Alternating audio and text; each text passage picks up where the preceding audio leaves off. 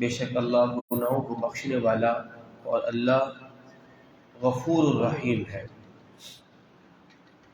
یہ آیت کریمہ حضرت سیدنا وحشی رضی اللہ تعالی عنہ کے حوالہ سے نازل ہوئی تھی کہ حضرت وحشی وہ تھے کہ جن نے بدر کے میدان میں حضور کے چچا جان امیر حمزہ رضی اللہ تعالی عنہ کو شہید کیا تھا۔ بعد میں پھر یہ اسلام لے آئے، تو اس سے پہلے جو ہے بڑی عجیب سی کیفیت میں تھے کہ آیا کہ اب مجھے حضور معاف کرتے ہیں یا نہیں کرتے۔ تو اللہ نے قرآن کی اس آیت کا نزول فرمایا، اے میرے بندو، جو اپنی جانوں پر ظلم کر بیٹھے تو اللہ کی رحمت سے مایوس نہ ہو۔ تو حضور نے، یہ حضور کی شفقت ہے، حضور کی رحیمی ہے کہ سرکار نے حضرت وحشی رضی اللہ تعالی عنہ کو معاف کیا اور فرمایا کہ اسلام نے تمہارے سابقہ گناہوں کو مٹا دیا ہے۔ جب تم نے کلمہ پڑھ لیا ہے، اب جو ہے تمہارے جتنے بھی سابقہ گناہ تھے اللہ نے انہیں معاف فرما دیا ہے۔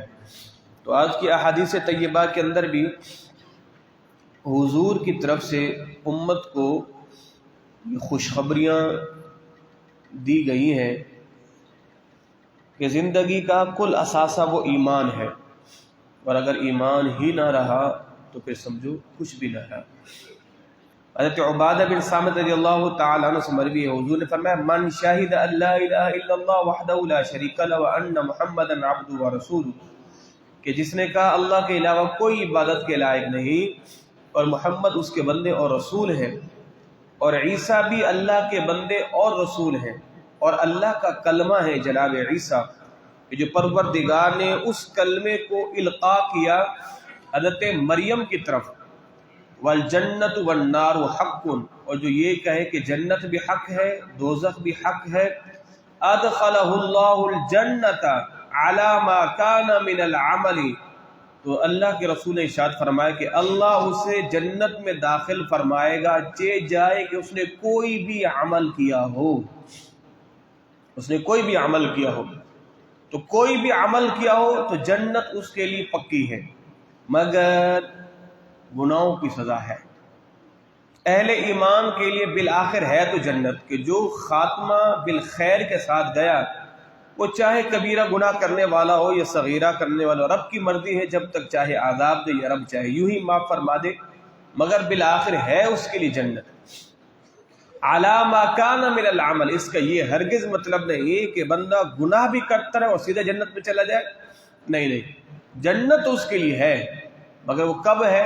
وہ جب تک رب چاہے گا، وہ اپنے حبیب کی شفاعت کے ذریعے بندوں کو معاف فرما دے یا رب خود جو ہے کرم نوازی فرما دے، یہ اللہ رب العزت کی کرم نوازی ہوگی کہ بالآخر اتنے بڑے گناہ گاروں کو بھی پروردگار جنت کا مزدہ جو ہے وہ ضرور عطا فرمائے گا۔ وعن ابی ذر قال قال رسول اللہ صلی اللہ علیہ وسلم من جاء بالحسنۃ فلہ عشر امثالها او ازید، حضور نے ارشاد فرمایا جو بندہ ایک نیکی کرتا ہے اللہ اس کا 10 گنا عطا فرماتا ہے، او ازید، اور رب چاہے اس سے زیادہ بھی عطا فرما سکتا ہے۔ اور ایک جگہ حضور نے ارشاد فرمایا کہ اللہ رب العزت ایک نیکی کا 10 گنا، یہ کم سے کم ہے، اور زیادہ سے زیادہ کی تو تعداد ہی نہیں ہے۔ اور ایک جگہ یہ بھی فرمایا کہ اللہ ایک نیکی کا 700 گنا بھی زیادہ ثواب عطا فرماتا ہے، یعنی ایک نیکی اور ثواب 700 گنا۔ اب گناہ کا کیا ہے؟ فَجَزَاءُ سَيِّئَةٍ سَيِّئَةٌ مِثْلَهَا او اغفر، ایک گناہ ایک ہی شمار کیا جائے گا، او اغفر، یا اللہ چاہے تو معاف فرما دے۔ دیکھیں رب کی کرم نوازی کیسی کہ جب نیکی کو بیان کیا فرمایا کہ ایک نیکی پر 10 گنا، اور اللہ چاہے تو اس سے بھی زیادہ دے سکتا ہے، اور جب بات گناہ کی آئی تو کہا ایک گناہ پر ایک ہی گناہ، اگر اللہ چاہے تو معافی فرما دے، اگر اللہ چاہے تو معاف بھی فرما دے۔ پھر حضور نے ارشاد فرمایا وَمَن تَقَرَّبَ مِنِّي شِبْرًا، کہ جو بندہ رب کے قریب ایک بالش ہوا، تقربت منہ ذراعا، اللہ ایک گز اس کے قریب ہوتا ہے. ومن تقرب منی ذراعا، جو ایک گز رب کے قریب ہوا اللہ اس کے ایک ہاتھ قریب ہوتا ہے.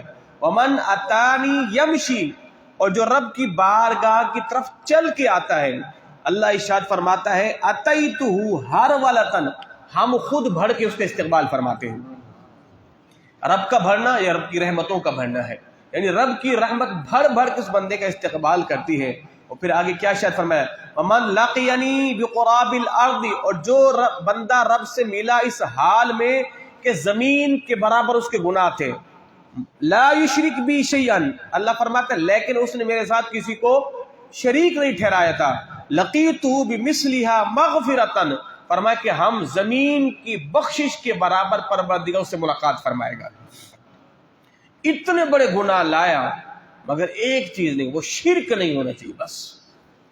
اللہ ارشاد فرماتا ہے ان اللہ لا یغفر ان یشرک بہ ویغفر ما دون ذلک لمن یشاء، اللہ فرماتا ہے میں سارے گناہ معاف فرما دوں گا سوائے ایک کے، اس کی قطعاً معافی نہیں ہے. وہ کیا ہے؟ اللہ کے ساتھ شرک کرنا. شرک کیا ہے؟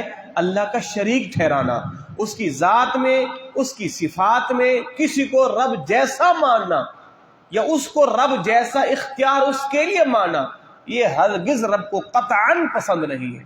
تو شرک کی جو معافی نہیں ہے، شرک کی معافی نہیں ہے.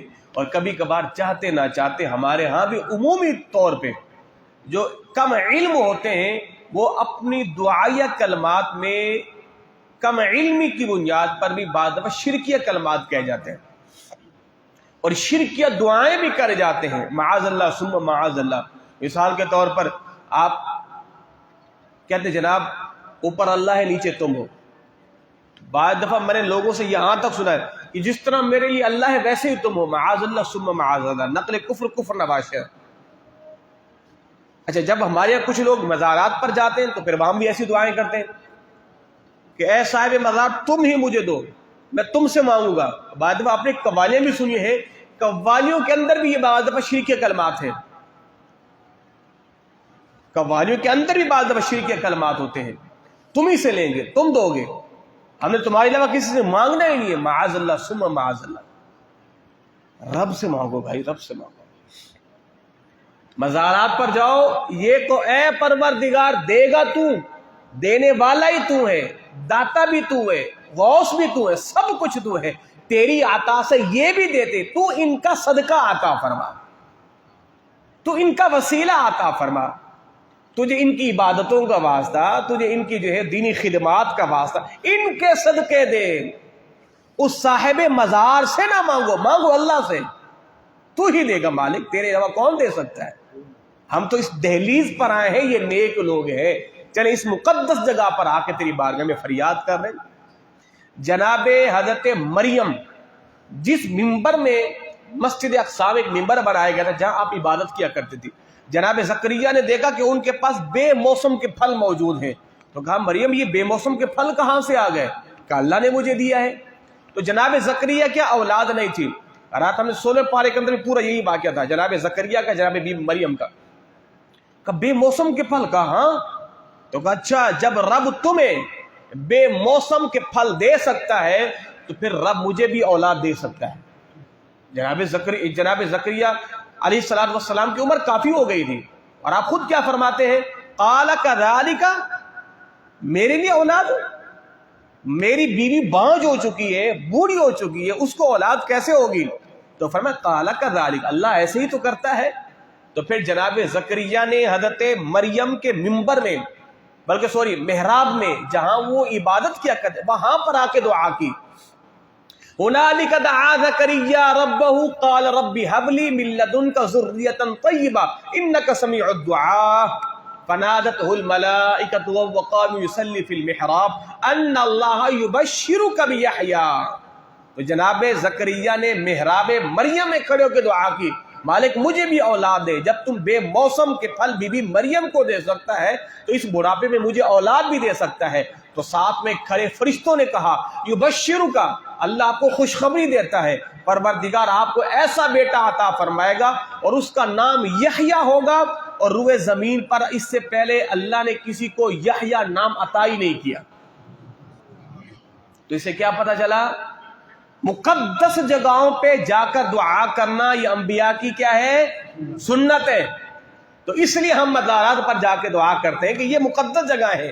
ان لوگوں نے یہاں چلے کیے ہیں، عبادتیں کیے ہیں، رب کو راضی کیا ہے، اپنے آنسو بہائے، نہ کہ ہم جا کے اس سے کہے کہ تو ہمیں دے.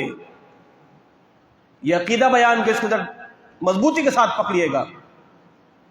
یہ تو لوگ کہتے ہیں کہ یہ بریلوی تو مشرک ہے، بریلوی تو شرک کرتے ہیں. علماء تو بار بار کہہ کے منع کر چکے. میں تو اکثر کہتا رہتا ہوں، لوگوں میں تو مجھے مشہور بھی یہ کیا کہ بابوں کے خلاف ہے یہ ہمارا امام صاحب جو ہے، لا حول ولا قوہ. ہم تو کہتے ہیں لوگوں رب سے تعلق جوڑو. ان اولیاء کرام کی تعلیمات تو یہ نہیں تھی. اچھا آپ خود بتاؤ، لوگوں کی عقل پتہ نہیں گھاس چرنے چلی جاتی ہے. ایک بندہ نور الاسلام اورنگی ٹاؤن سے پوری گاڑی خواتین کی بھر کے جاتی ہے، کہا جی مزار پہ جا رہا ہوں. کیوں بھائی؟ وہاں جا کے دعا کروں گا. یہاں تم نماز کے لیے نہیں آ رہے، یہاں پوری گاڑی بھر کے جا رہے ہو وہاں پر. تو یہ تفریح نہیں ہے تو پھر اور کیا ہے؟ یہ ہلہ گلا نہیں ہے تو پھر کیا ہے؟ ایسی باتیں قوم کو پتہ نہیں دماغ کی کہاں جا کے لگتی ہیں. نہیں آپ تو پیروں کے خلاف لگتے ہو، لا حول ولا قوت الا باللہ. تو قوم کو جس حال میں لگی ہوئی لگے رہنے دو. ان کو لیلا مجنون کے کسی کہانی سناتے رہو، ٹھیک ہے قوم مست ہے، مست رکھو ذکر و فکر صبح گائی میں انہیں، بس مست رکھو، ان کو کوئی حاجت ہی نہیں ہے. خدا کے بندو عبادتیں یہاں کرو، مزارات پر جاؤ، مگر اس کا طریقہ امام احمد رضا بریلوی نے بیان کیا ہے. ایک ہاتھ کی دوری پہ کھڑے ہو جاؤ، فاتحہ کرو، دعا کرو، اللہ خیر صلاح، الٹے قدم واپس آ جاؤ بس. وہاں پر جا کے جی مزار کو چومنا، مزار کو چاٹنا، مزار کے پتھر اٹھانا، مزار کا جھاڑو اٹھانا، اپنے منہ پہ مارنا، وہاں دھاگے باندھنا، وہاں تالے باندھنا، یہ سب کیا ہے؟ کیا ہمیں یہ دین اسلام یہ سکھاتا ہے؟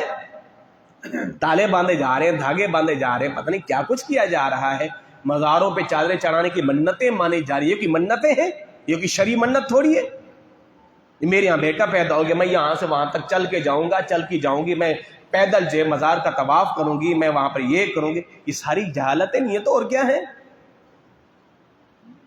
علامہ الحفیظ اللہ ہم سبوں کو صحیح معنی میں ستھرا دین پڑھنے کی توفیق عطا فرمائے. اور آپ حضرات بھی کوشش کیا کریں. ہماری باتیں تو سارے سنتے ہیں، قوم چسکے بھی لیتی، مجھ سب بڑا جوش میں تھا، جا کے کرتے سارا وہی ہے.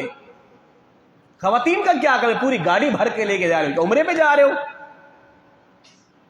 یہ خواتین کو لے کے جا رہے ہیں، تفریح ہو رہی ہیں، کھانے لے کے جا رہے ہیں، بریانیاں پک رہی ہیں، عیاشی لگی ہوئی. بھائی ہٹو بچو، کہاں جائے؟ وہ جو ادھر کرلی جھیل جا رہے ہیں، وہاں پہ مزارات پر بھی جائیں گے. تفریح ہی بھائی، ساری تفریح، ٹوٹل تفریح ہے. عبداللہ شاہ غادی پوری گاڑی بھر کے جا رہی ہے. بھائی جانا تم نے سیڑھیوں پہ ہے، بہانا تم نے مزار کا بنا لیا ہے. یہ تو ہماری قوم کا حال ہے. تو خدا را ان باتوں پر عمل کیا کرے، ان باتوں کو مضبوطی کے ساتھ پکڑا کرے. دین کی بات کو ایسا مضبوطی کے ساتھ پکڑے کہ جس طرح دار میں کوئی چیز رکھ کے مضبوطی کے ساتھ پکڑی جاتی ہے نا، وہ چھوٹتی نہیں ہے. دین کی بات کو ایسا پکڑے آپ. اور یہ بات بتا دوں میں آپ کو، یہ کڑوی باتیں میں ہی کر رہا ہوں، شاید آنے والا کوئی اس طرح کی کڑوی باتیں کرے بھی نہیں. ٹھیک ہے نا؟ تو یہ راہ عظیمت ہم نے اختیار کی ہے، اور ممکن ہے کہ آنے والا نہ ہی کرے. کیوں؟ اس لیے کہ ہم مرید اس کے ہیں کہ جسے دنیا خادم حسین رضوی کہتی ہے. اور ہمیں وہ پیر بتا کے گیا ہے، مسجدوں میں کھا کے بیٹھ کے روٹیاں نہیں کھانی، لوگوں سے ہاتھ نہیں چمانے، لوگوں کے نذرانے وصول نہیں کرنے، کوئی دین کی تگڑی بات بھی کرنی ہے، کوئی ڈنکے کی چوٹ پر بات بھی کرنی ہے، اور لوگوں کو بتانا ہے دین یہ ہے. ساری زندگی مسجدوں میں رہے، ہاتھ چمواتے رہے، لوگ آپ کے لیے کھڑے ہوئے ہیں، لوگ آپ کے لیے ہے جی وہ طرح طرح کے من و سلوا کے دسترخوان بچھائے ہوئے ہیں، اور تم ممبر رسول کے بیٹھ کے گنگے شیطان بنے ہوئے ہو. تم کچھ بولتے ہی نہیں ہو، قوم کو بیدار ہی نہیں کرتے. بس ٹھیک ہے جی، آپ بھی اچھا کر رہے ہیں، آپ بھی اچھا کر رہے ہیں، تو پھر دنیا میں برائی کہیں نہیں ہے، سارے اچھے ہو گئے ہیں. برے کو برا کہو، اچھے کو اچھا کہو. جو دین پر خرافات پیدا کر رہے ہیں ان کو کہو یہ کیا بےہودگی ہے. ستھرا دین بیان کرو. باقی رہا رزق کا ذمہ، وہ تو میرے رب نے پروردگار نے انسان کی تخلیق سے 2000 سال پہلے رب نے کہہ دیا تھا، وَمَا مِن دَابَّةٍ فِي الْأَرْضِ إِلَّا عَلَى اللَّهِ رِزْقُهَا. زمین پر رینگنے والا ایسا کوئی کیڑا نہیں ہے کہ جس کے رزق کا ذمہ اللہ نے خود پہ نہ لیا. اللہ ہم سبوں کو دین جو ہے کما حق ہو پڑھنے کی، اس کو بیان کرنے کی توفیق عطا فرمائے. اللہم تقبل منا انک انت السمیع العلیم.